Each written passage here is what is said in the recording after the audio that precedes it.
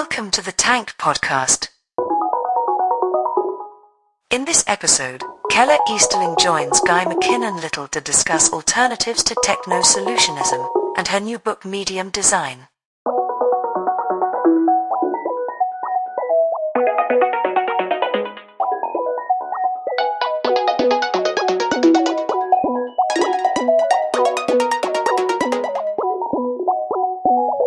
Hi Keller, it's such a pleasure to have you join us here on the podcast.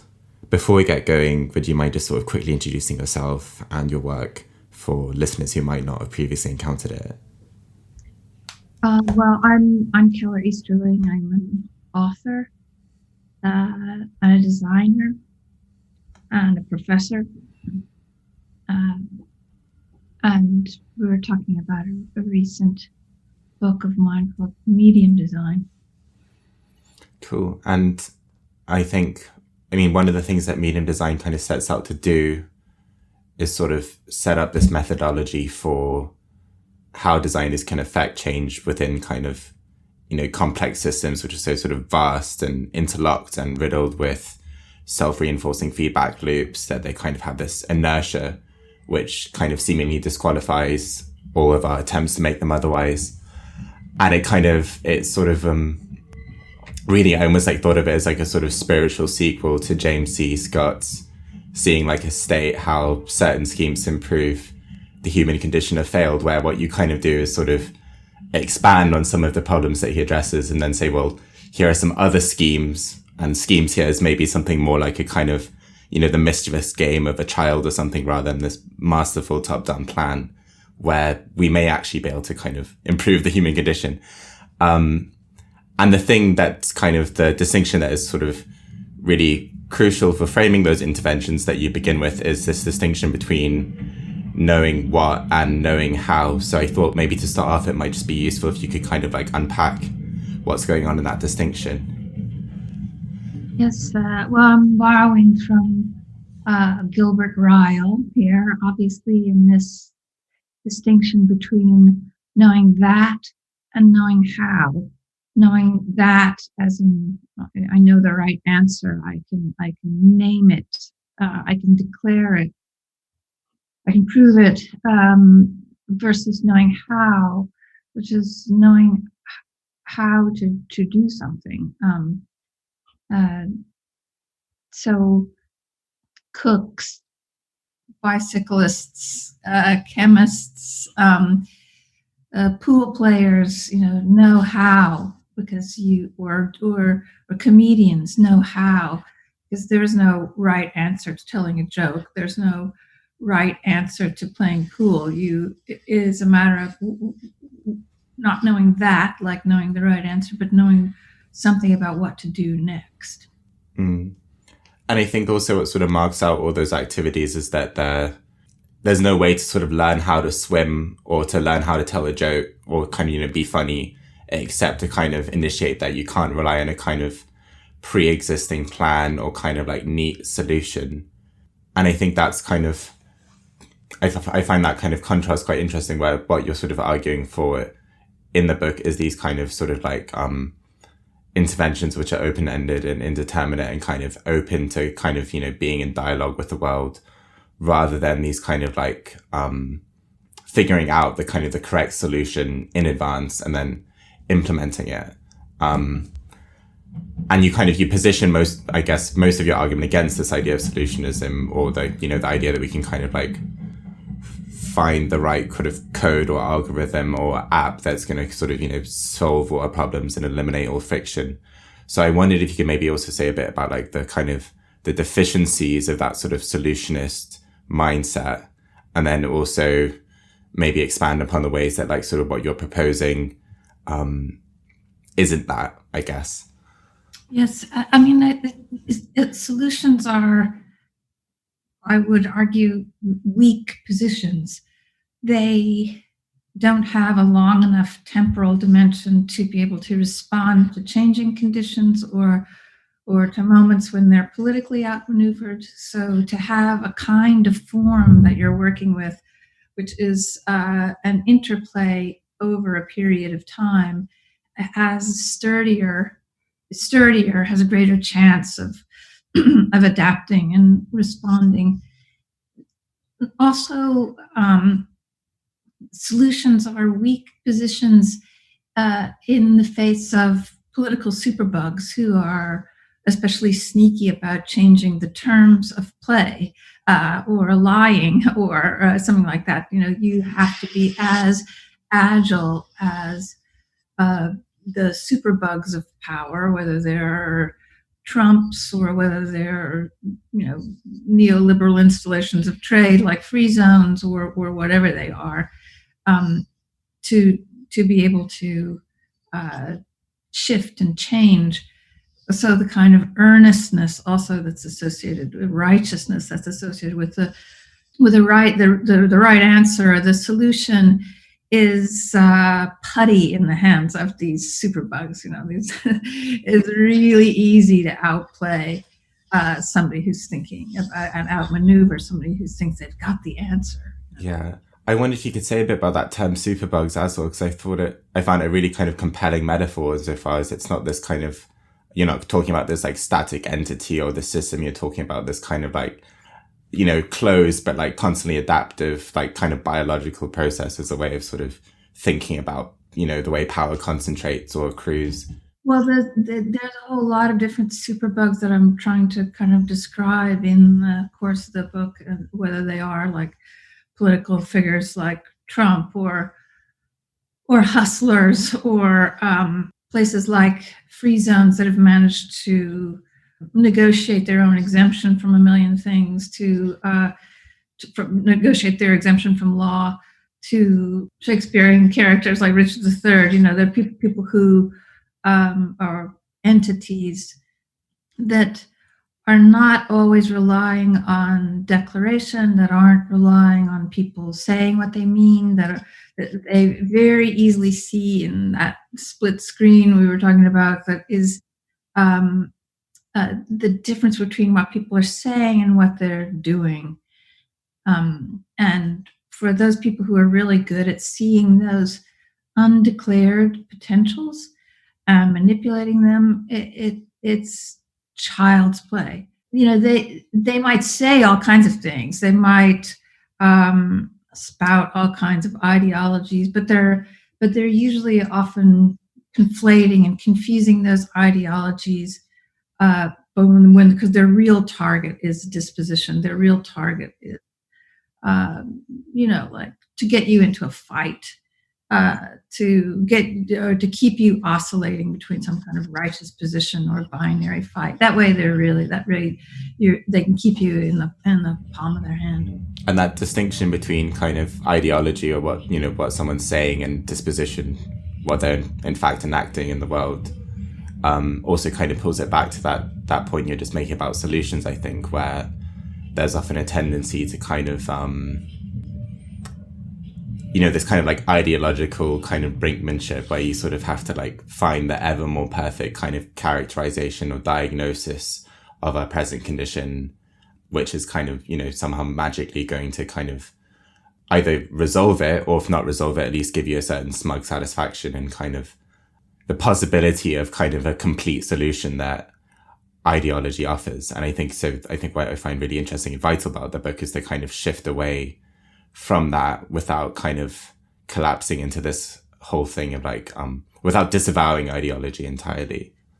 I'm glad that you read it that way, because that is exactly what I am intending. It's not to leave the principles of, for instance, the ideologies of the left, which is where I come from, not leaving those behind and the experience and the critique that has accrued over so many years in response to power. All of that is still there, but it's that plus other things. What I'm trying to say is that the kind of ideational monotheism that looks at a single ideology as a kind of absolute is also a really weak position. And so trying to offer, in addition to that, to the knowledge that comes from, or to the experience, or motivation that comes with an ideology, to add more techniques, more things to do to support it. I think at one point in the book, you liken it to, those kind of like grand solutions to monocultures, insofar as they're kind of, there's this expansive output, which is also incredibly fragile, and kind of, has the appearance of kind of grandiosity and production and like kind of world reshaping potential, but in fact invites ever more fragility. And as a kind of as a counterpart to that, you kind of propose this idea of design as, at its kind of basic level, being about a process of entangling and encouraging and generating interdependence. And you've kind of touched a bit about that already, but I wonder if you could sort of expand on the value that kind of, in that process can like generates or kind of consist in. Yes, I suppose rather than waiting for all the terms of the exchange to be somehow in some kind of perfect, purified realm, things are too violent and too urgent for that, and too many people dying, etc. So the book is trying to offer spatial variables as ones that may not have that much authority in culture. Maybe we still, as you were suggesting, still there's so much authority to the more precise measurement of doom, or the data visualization of doom, or something like that, the quantification, any of the anointed digital or econometric languages. And I'm kind of trying to put out there, and for use and to gain more authority, lumpier, heavier variables, to say that it's not either one ideology or approach that is a universal and absolute, that comes with an elementary particle that parses the whole world and all of that, and some kind of utopian or dystopian narrative arc, but rather that one multiplies the terms of exchange, one multiplies the spectrums of thought and work, multiplies the economies to include, not only financial variables, but spatial variables of value and kinship and productivity.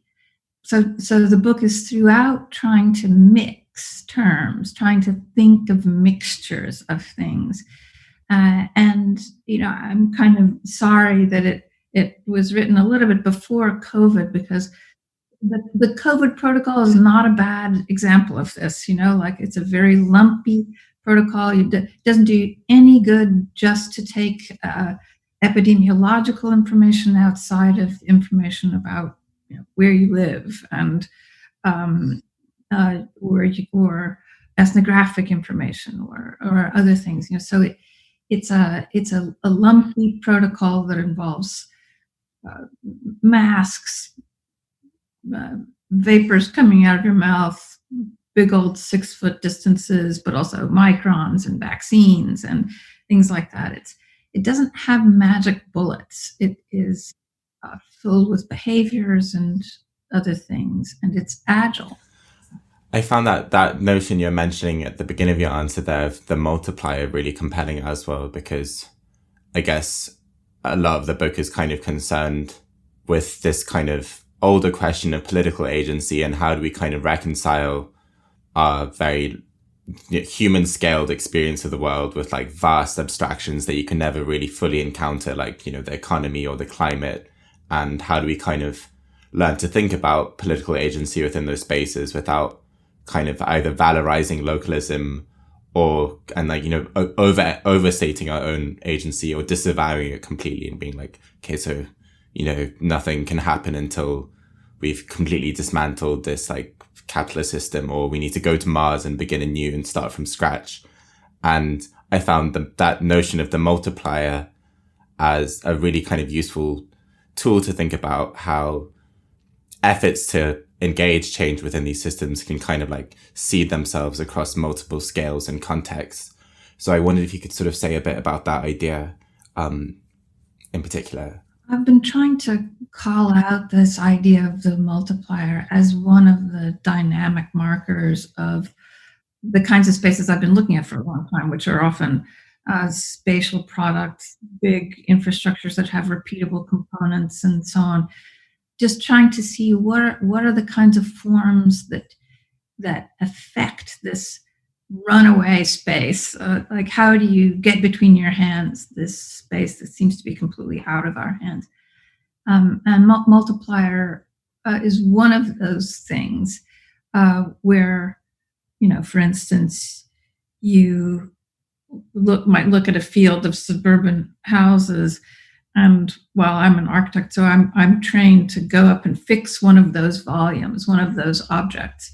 But it would be much, much more powerful if I was designing not just one of those objects, but a multiplier that would, act like a germ across that field of houses that would change many of them and piggyback on their repetitiveness to say, well, some of these big, very abusive organizations have their own like built-in amplifier of an antidote.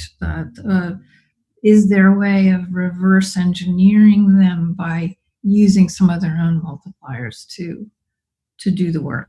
And I think that notion of a kind of cunning reverse engineering is also really valuable and necessary, because you also write in the book about the ways that, direct opposition to these kind of systems often kind of just invites a degree of violence that can, burn it out quite quickly and kind of nullify any attempt to kind of directly sort of, shift the parameters of the game.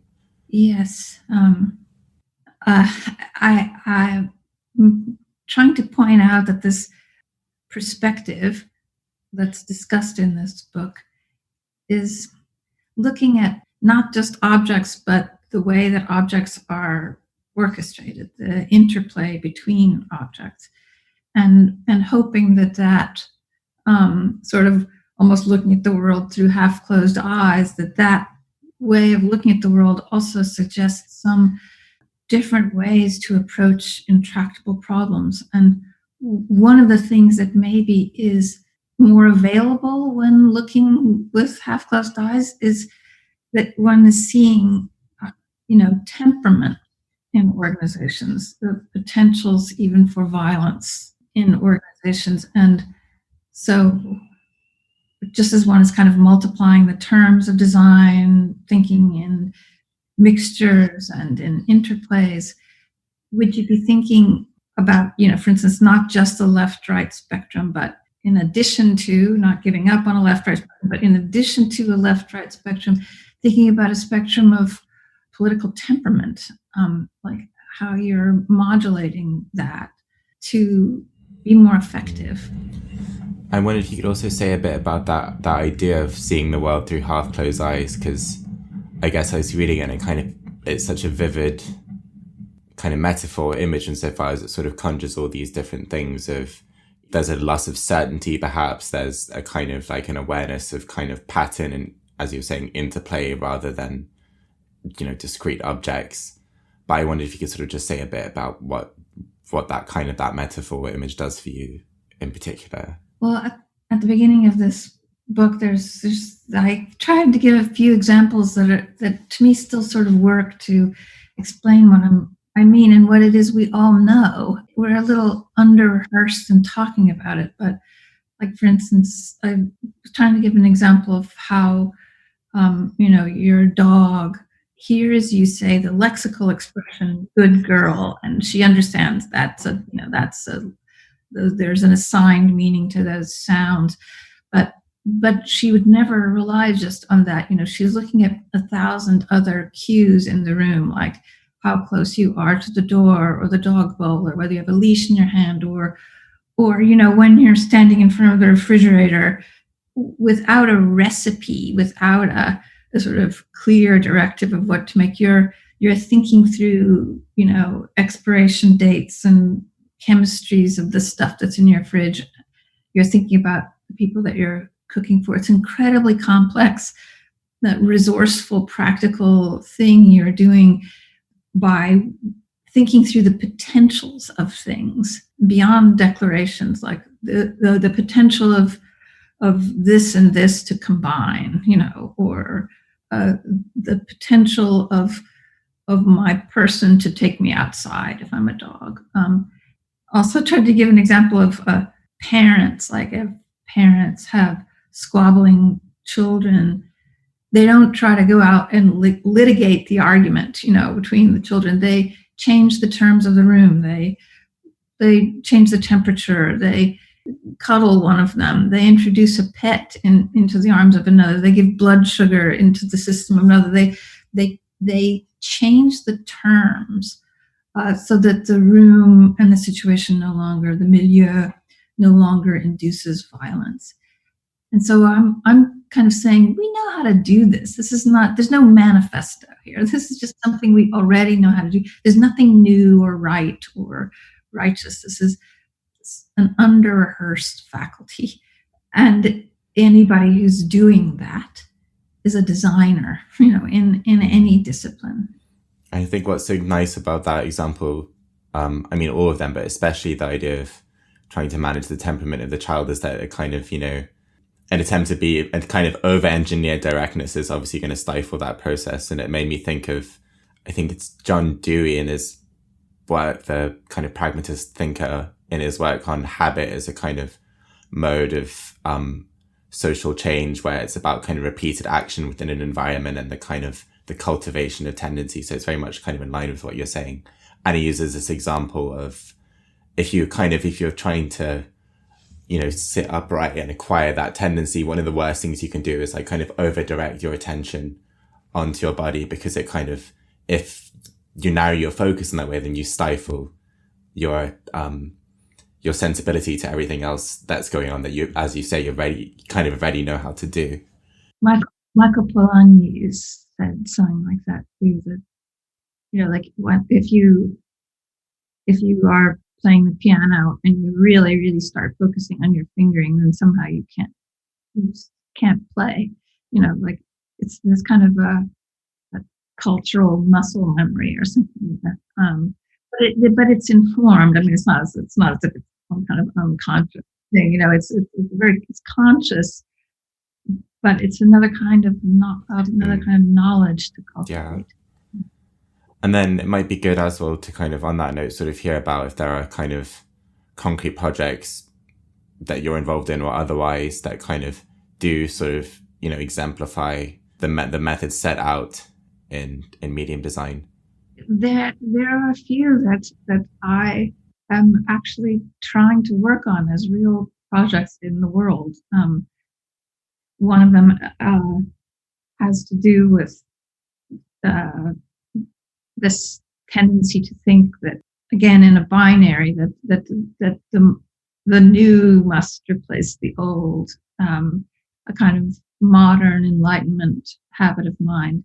The new is redemptive. The new will save us all. The new technology. So right now, as we have, for instance, automated technologies that even if you think of them in the sort of transportation sector, which is where one example comes from, we think that the next new like automated vehicles, driverless vehicles, will replace the old ones and all other ways of getting around, as we have often gone through this cycle of obsolescence and replacement.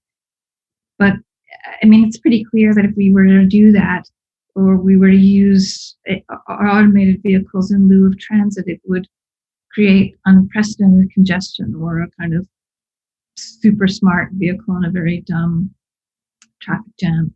So the book is trying to say it's not the new technology, it's the relationship between technologies that is sophisticated. The technology itself is not more or less sophisticated. It is its relationship that is sophisticated. Just thinking on the idea you're talking about of like smart solutions and automated vehicles and so on and so forth. What do you think it is that kind of compelled, like what makes that mode of thinking kind of so addictive? Because I think what's interesting about a lot of the kind of problems or dilemmas that you move through in the book is that they're all kind of things we're acutely aware of and are very obvious in a sense, and yet there's still this kind of this tendency to kind of, as you say, overlook what we already know in terms of how we conceive of our kind of interventions within them. So outside, what kind of, what are the obstacles that kind of inhibit this kind of mode of thinking being deployed in our efforts to kind of, kind of intervene within these systems? I suppose one could say that it's people who are introducing these new technologies that have a financial stake in it and so on, that their persuasions are powerful or well lobbied or something. But I also think it comes back down to a cultural habit of mind about the modern, about that there cannot be, coexistent thinking. There has to be successive thinking. One thing has to, replace another. And I can't tell you the number of times that in somebody well-meaning who's even editing my writing or introducing me or something like that, it would change, not utopian to utopian. Just think I couldn't have possibly meant that, or would always want to continue introducing me as someone who has a major comment on the digital, even though I'm actually often talking about heavy space, not heavy information system, not a digital information system. But they would do that so as not to insult me. So they want to give me the shiny attribute. There's just a lure of the shiny and the new, and a fear of, even among intellectuals, I think, a fear of not seeming, of being old hat, or I don't know what it is, but it's a very powerful hardwiring in culture. And I guess you do that that speaks to that urgency then, I guess, of also kind of not, as you're saying earlier, kind of, what you're arguing for isn't we abandon ideology in favor of the material ongoings of the world. There's still very much a role for generating cultural narratives which can allow us to sort of attune to this thing and recognize those things and cultivate those habits anew, I suppose.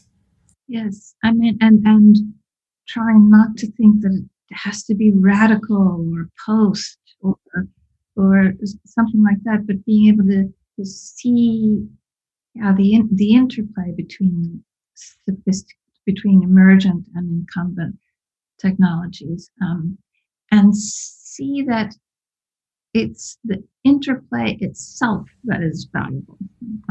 Fantastic. I didn't think I have any more questions to ask. It's been a real pleasure to speak. It's been such a pleasure to talk to you. Thank you for your careful reading, insightful reading.